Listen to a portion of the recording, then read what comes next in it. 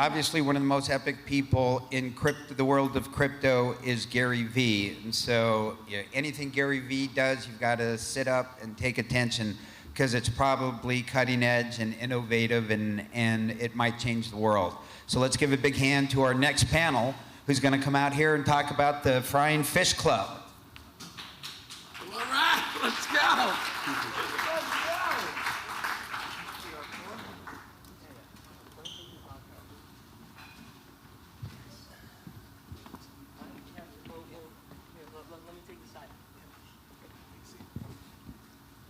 How are we doing, NFT.NYC? GM, how's it going? I can't hear you. Woo! All right, so I know there are 4 founders of FlyFish Club. It's Dave Rodolitz, Josh Capon, and Conor Hanlon, and Gary Vaynerchuk. Gary's not here, so I'm the and now a warm welcome for Gary V. Gary V. I'm standing in for him. I'm the poor man's Gary, so that's what you got today. But man, I'm excited for this. I think everybody's a little bit tired from a really busy week of NFT.NYC. Feels like we've been here like weeks already. I don't know how I got up this morning, but I had to because these guys are some of the best in the space right now. They are doing something that is truly innovative. That's why I wanted to pull up to this. You know, some of the best friends that I've made in the space, mentors, people who have taught me a lot about food, hospitality, building a community. I'm excited to jump in and not just talk about the project, as a lot of these talks go, but to really try to zoom out and get a really good view on why the things that they do are important to push the space as a whole forward. We always say like doing things for the culture. These are guys that are really about the culture for me. As someone who loves food, as someone who loves more than food, being with people. That's what we say NFT.NYC is all about, right? There are great talks, there are great parties, but ultimately it's people who want to see you, people who want to spend time with you, get to know you better, really, you know, prove that the future of this space is community. And if the space is going to be the future of the world, then the future world is also going to be community.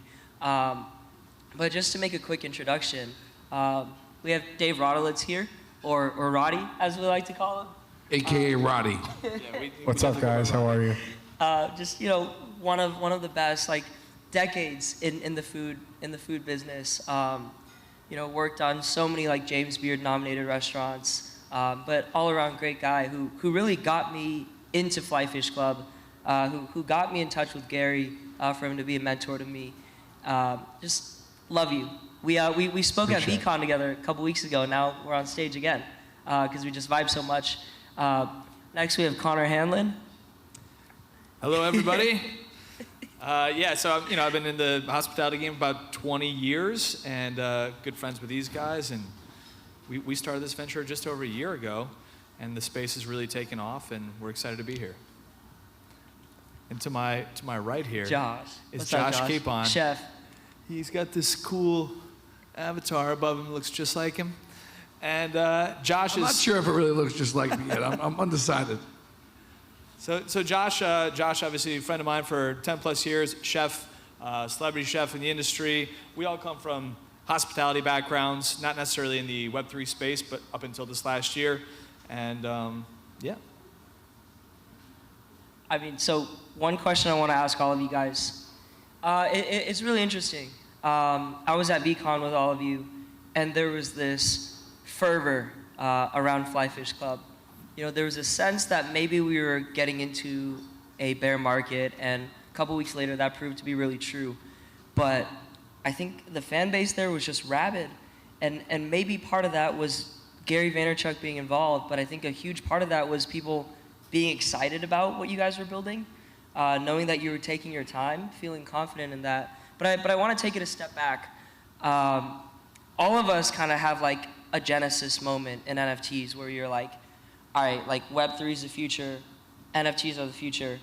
For a lot of people, that's when we collect our first NFT. But I think the more interesting story is like when you have that aha moment. That's like what I've done in my life. And you guys have all done a lot in your lives, decades combined in food and hospitality. What was that moment for each of you where you were like, this makes sense for what I've done all my life, and now I can do what I've done all my life a little bit differently, a little bit better? Yeah, so great question. We're all hospitality guys. We found this application with NFTs to leverage a technology to make our industry a lot better. So we've all been operating independent restaurants. We formed VCR Group and FlyFish Club last year, and we started just kind of noodling around what could NFTs do in the hospitality industry. Obviously, Gary, everybody knows Gary, became a big spokesperson and pioneer in the Web3 and the NFT space, and started educating and speaking a lot about NFTs and at the macro how it's going to change the world.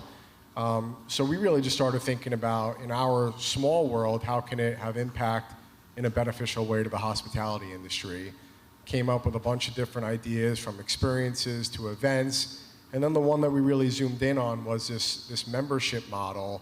Our club is not about collectibles. It is not about speculative investments. Ours is just pure, in real life utility. And a lot of people are throwing around that word. You're probably hearing it every day right now. And I would argue to say that we were really, either the first or amongst the first, in August of last year, going on CNBC and announcing, this remarkable innovation of taking a membership model, which has existed for, generations, and flipping it on its head. Instead of just going to Soho House or some of these, awesome places, and just going year after year and renting a social experience where they curate everything. You pay them an annual fee. There's vetting, there's applications, there's all this, stuff in between. We were like, okay, through NFTs, which at the core authenticate ownership. That's all we're talking about, is authenticating ownership. You could convert a membership model, you could flip it on its head, and you could turn that into an asset. You could own your membership. It's yours forever. And for us, that was just a tremendous innovation. It was our aha moment. And our industry is a very challenging industry. It always has been. It continues to get more difficult. Now it's, inflation, supply chain, everything that everybody keeps talking about every day. But before that, even when things were great, in the expansionary economy the last 12 years, most restaurant groups don't make money. It's very hard to rely on that small thing called EBITDA to focus your entire business around. You make all these big business decisions, you design a space, you raise money, you build beautiful restaurants, and every day you have to perform at the highest level. And you do that, and maybe you squeeze out 10, 15%, and that's probably best case scenario. So NFTs, allowed us to think about a new modernistic financial model that also aligned us with the holders. So obviously now there's the NFT sales, there's royalties, and then there's also, restaurant operations or restaurant EBITDA, which in our minds provides a few different levers, a few different ways to perform our business. And we think in the end, when we open up next year, that it gives us a little bit of a leg up, that we could really just focus on being hospitable. We could just focus on the culinary moments and experiences that myself, my two partners, and Gary are really passionate about. And we don't have to be as transactional as most restaurant groups need to be. And most of them actually don't even want to be that transactional, but they have to be, because there's no money.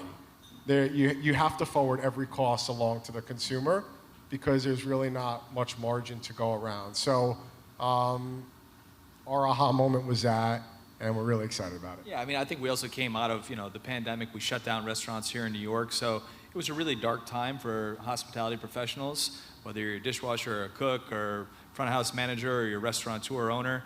So at the same time everything was shutting down in the industry in really dark times, there was all this excitement behind Web3 and NFT.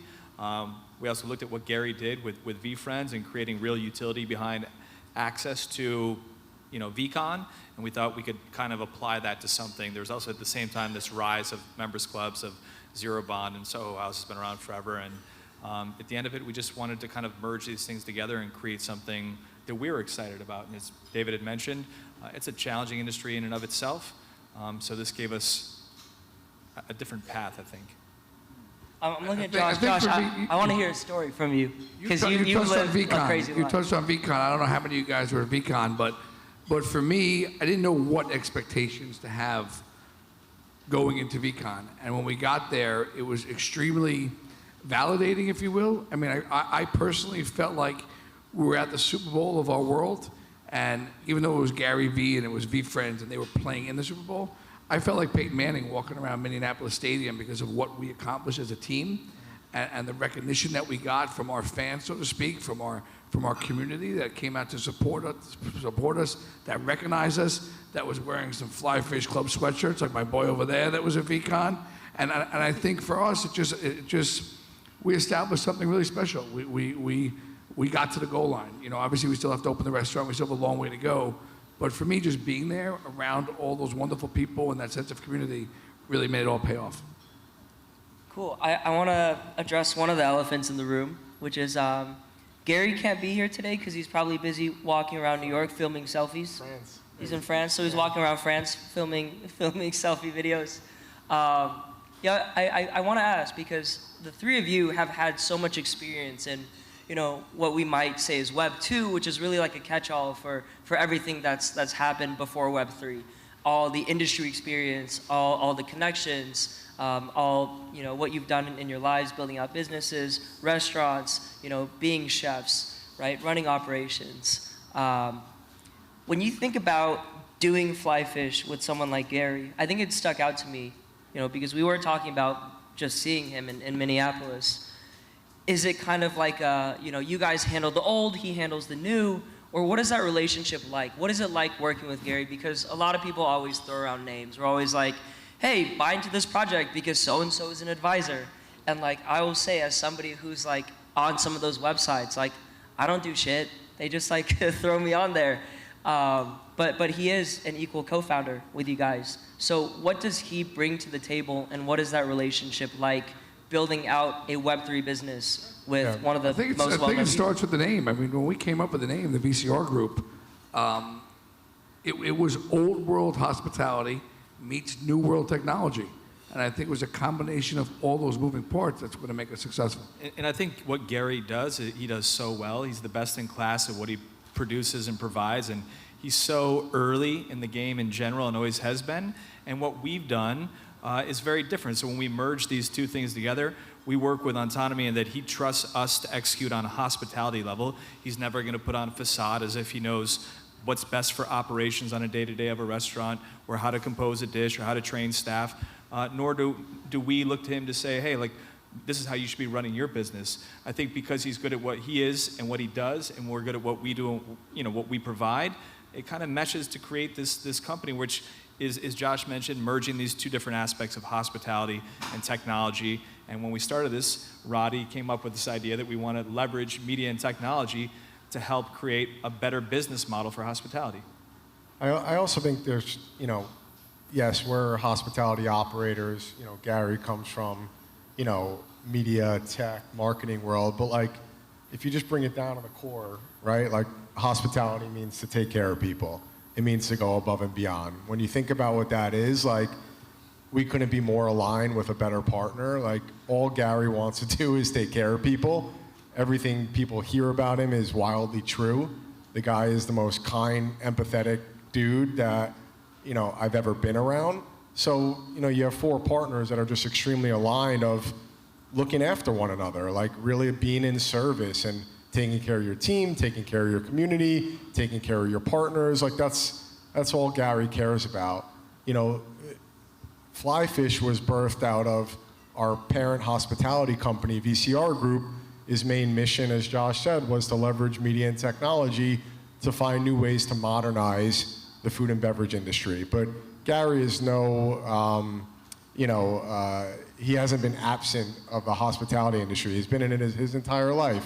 His wine business and other facets. He created Resi. So, you know, he's been in it on the edges. We've been on it in the middle.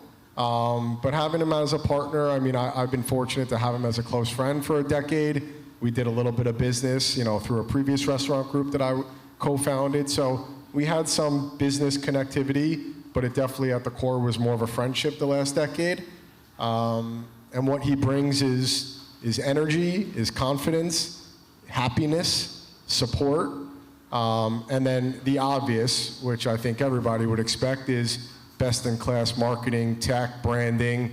He's got a massive team that we're able to leverage a lot of those resources. But on the flip side, he's very like, you know, do what's best. Like, take whatever you want from us. You know, I think the incredible thing about Gary that we should all learn from is he recognizes everybody's individual talents. And there are 4 of us in the group, and he understands and we understand what role we each play and when it's each of our times to shine. I think that's a very valuable lesson in life. Whoever you work with, whoever you work for, it's how you guys shine individually, but when you come together as a team, and that's why, you know, whatever sports team you may like, if they're the best, it's because they're the best because they play together. And I think that's really important, and that's something that I'm actually personally really, really grateful for on this journey. And by the way, FlyFish Club, Road 2, nice to see you. I mean, Gotta recognize the swag when the swag walks in the room, I'm just saying. So, Roddy, you were talking about something a second ago where you said hospitality at its core is just about taking care of people. I think that's really interesting because once you frame it that way, you start to think like so many things in Web3 are just about taking care of people. Whether it's onboarding. Onboarding is literally taking care of somebody and making sure that they're safe and knowledgeable, that they take the right path, don't buy into like weird, dumb shit, but like actual stuff that teaches you, that gives you an experience. Taking care of people, if you look at art, we talk about, you know, curating art. And if you look at the Latin root word of curate, it means to take care, right? It's kind of the same thing. There's the aspect of hospitality in art, hospitality in community, hospitality in onboarding, hospitality and food. And I think it's interesting to kind of see that expand and know that it's not such a specific, mutually exclusive sector of NFTs. But I kind of want to take that idea and ask you, like, what that hospitality looks like right now. Like, look, I would say there's 2 things on the table. The first is that FlyFish Club has been around, and the physical space is still being built. And I think it's close to being completed. It's going to open up later this year. Next year. Next year. But what's really interesting, what stood out is I was talking to some friends, and we saw this bear market happen where everything just tanked. Everything just got obliterated, like 70, 80, 90%. And we were looking at FlyFish Club, and we were genuinely surprised to see the price hold up because everything just got hit across the board very, very badly. And a lot of that is macro, and you know, you can't escape macro. But I think that was an interesting moment for me that I would love to hear about why you think that is. But then the follow-up is, you know, this hospitality idea. We're obviously in a bear market. Sentiment is kind of down right now. How do you keep taking care of people in this time? You know, if you're an investor, right, and you're investing for a fund, you have to change your strategy. You can't do what you were doing a month or 6 months ago. That would be completely nonsensical and naive. If you're an artist, you probably have some liberties in that you can keep creating, right? You don't lose your powers. Depending on how the market goes, you can keep creating, but then you have to think about supply. You have to think a lot about pricing. You have to think about how to take care of collectors. I want to ask, from the hospitality side, or specifically with FlyFish, how can you ensure that you're taking good care of not only your current holders and collectors, but future people that you're going to onboard, especially when you look at things broadly? It's kind of it's a tough time. Yeah, go ahead. All right. Well, Andrew just asked like 9 questions in one, so It was a good Trying big to fit question. them all in one frame. let's break it down and try to hit them quickly. Hospitality and how we're taking care of people. I mean, in the simplest form, you know, we're with our community all the time, digitally and physically. Like, I see some faces right here. You know, we date back to events in Miami 5 months ago. We're every month and every week just thinking about how do we provide value to these people. Our club, fortunately, we don't have to shift our plans because it was always just based on utility and value to the members. It wasn't about some hope that this collectible is going to go up in a price and people are going to flip or extract value out of it. Ours, the foundation and the backbone was always social experiences. So for us, it's pretty simple. We're just executing our roadmap, which is a real roadmap. and it's a very costly roadmap. We've generated income, and we're spending that income on our community. And I argue by the time that people, the club opens, I would argue that our members have already paid for their token by just the physical events and virtual events. We've got world-class chefs here. We've already done 5 virtual cooking classes at scale with people, giving out recipes, educating, engaging with people at their homes. We're doing all these different, we were in Miami doing a pop-up event. We were in Minnesota doing a pop-up event. These events cost us hundreds of thousands of dollars. Tonight we're doing an event, it's an ad hoc event that we didn't even plan to. 3 weeks ago, me and my partners looked at each other and said, there's a lot of great people gonna be in town.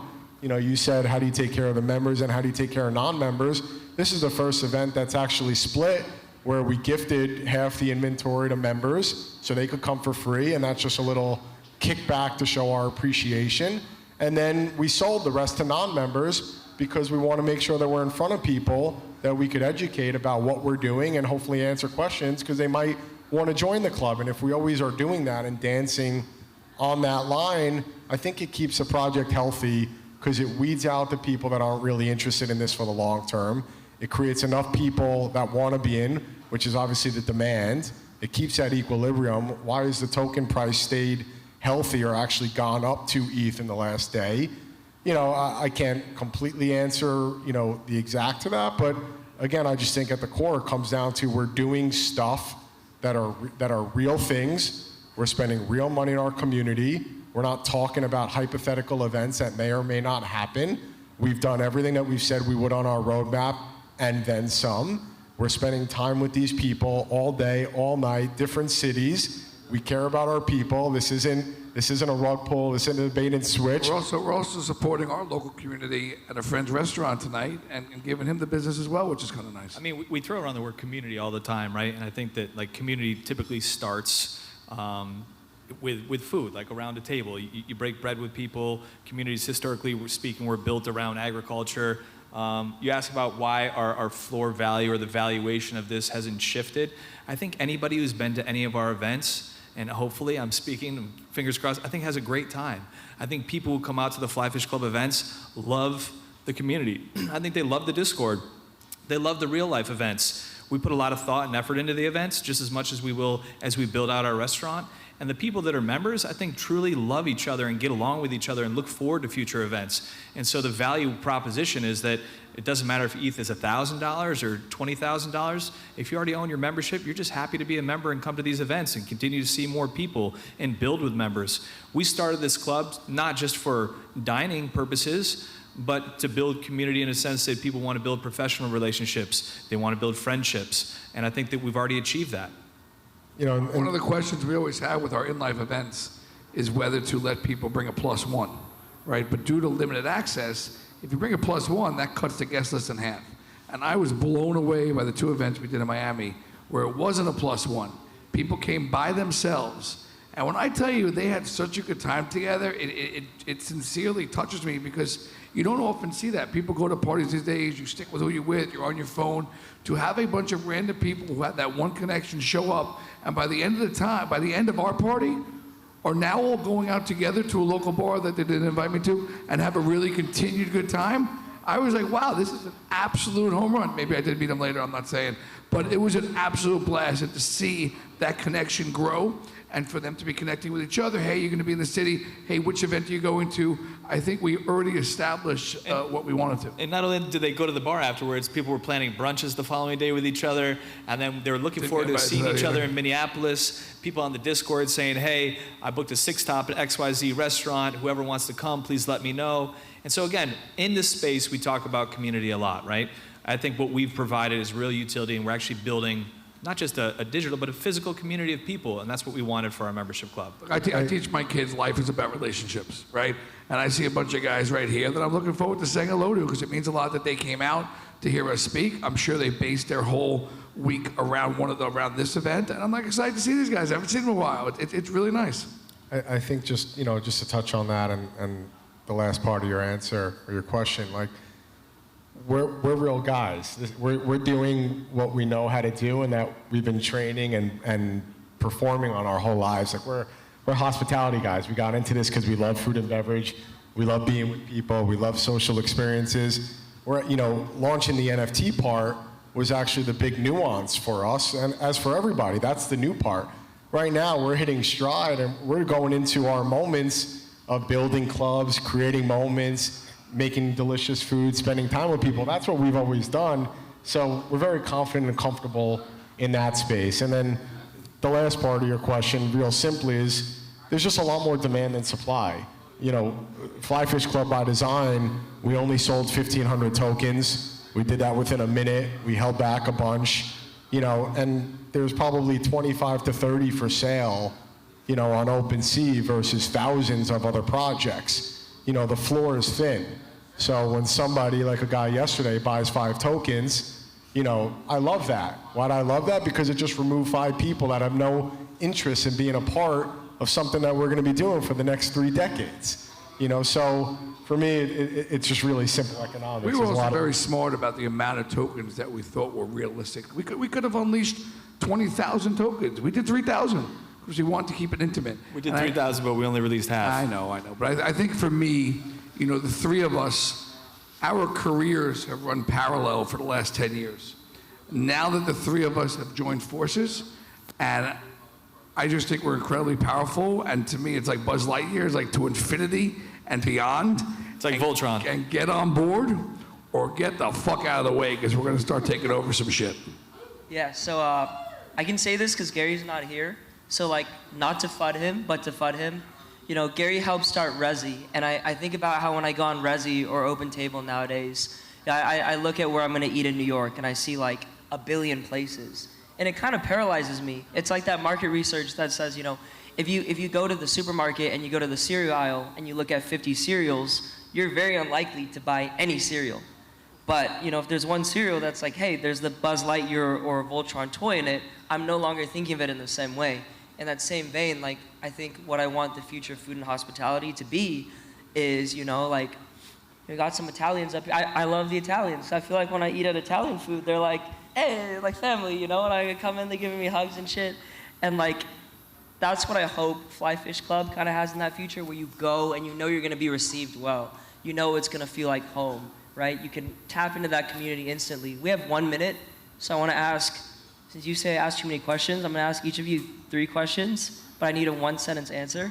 1 minute. So what advice do you have to your younger self who just got into NFTs and Web3? What advice do you have for someone out there who is just learning about this, who might be hearing about FlyFish for the first time? And finally, what advice do you have for somebody who's kind of been in the trenches, who spent a lot of time with this stuff, but wants to keep pushing? My advice is the same answer for both, which is it's a really saturated place right now, and I think that so many people are just trying to be in it because it's exciting. I would advise somebody to find the niche that gets them passionate every day, that makes them want to get up out of bed, and figure out how you tack that onto Web3, because we're just scratching the tip of the iceberg. I think there's so much usage for NFT in general and Web3 as a whole, and take whatever your passion is and apply it to it, opposed to just trying to jump into the collectible side. I don't know if I'm answering your question, but for me, in general in life, whatever you do, I'm a very talented chef. What separates me from the pack is my personality. And when I finally understood that and embraced it, then I really owned it. And I think whatever you do, what's going to make you different from everybody else? And I know when the FlyFish Club opens... All right, so we're out of time. Guys, I'm sorry. Can I finish what I was saying? Thank you. I think when FlyFish Club opens, yes, it's going to be a kick-ass restaurant, but what's going to make it that much better than every other restaurant that you might go to? You're going to find out when you come in. And I think it's really important to always do something to separate yourself from everybody else. Rock and roll. Awesome. Let's give him a big hand. Thank you. Yeah. Thank you. Thank you, guys. They're called lack of hospitality. Thanks for coming out, everybody. Enjoy the rest of the week. NFT.NYC, let's go! And by the way, we're throwing a party at Scampi tonight. If there's still room, I'd grab a ticket because it's going to be awesome.